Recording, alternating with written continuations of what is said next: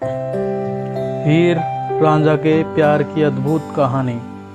यह कहानी है उस समय की जब भारत और पाकिस्तान एक देश हुआ करता था और तब ये दोनों देश विभाजित नहीं हुए थे। तब चिनाब नदी के किनारे तख्त हजारा नामक गांव में रांझा जनजाति के जाट परिवार से में एक लड़के का जन्म हुआ।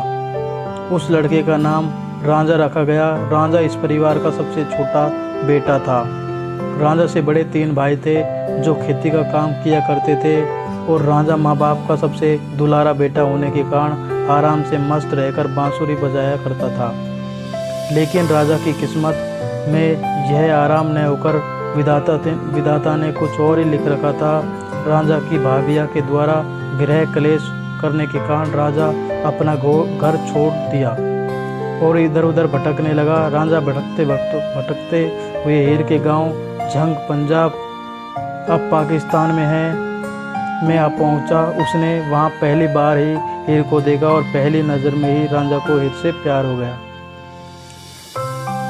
हीर सियाल जनजाति में पैदा हुई एक अमीर परिवार की लड़की थी और जब हीर ने जवान नवयुवक रांझा को देखा तो हीर भी उसे अपना दिल दे बैठी। हीर नहीं चाहती थी कि रांझा उसे छोड़कर कहीं और जाए, इसलिए हीर ने रांझा को अपने पिता से कहकर गाय भैंस चराने का काम पर लगवा दिया और साथ ही साथ हीरा और रांझा छुप छुप कर मुलाकात करने लगे। लेकिन वह कहते हैं ना, ये इश्क अपनी आसान, बस इतना समझ लीजिए आग का एक दरिया है और डूब कर जाना है।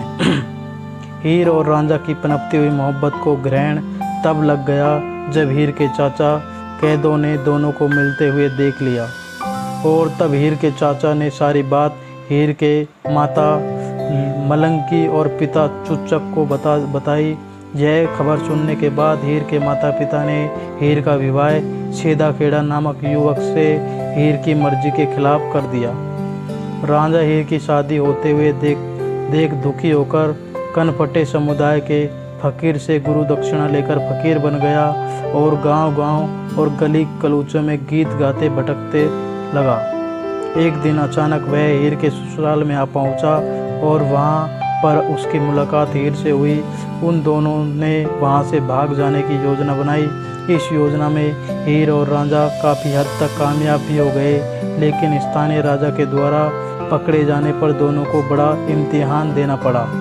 इस इम्तिहान के बाद राजा को एहसास हुआ कि हीर रांझा एक दूसरे से बेहद प्यार करते हैं। इसके बाद राजा ने हीर का विवाह रांझा के साथ करने का आदेश दिया, लेकिन हीर की खुशी हीर के चाचा से बर्दाश्त नहीं हुई। अंत में वही हुआ जिसका डर था।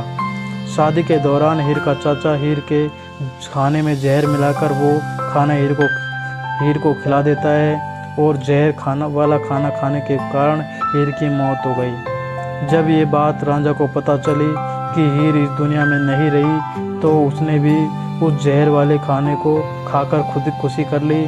और इस कहानी का अंत भी बाकी प्रसिद्ध प्रेम कहानियों की तरह बेहद दुखद होता है।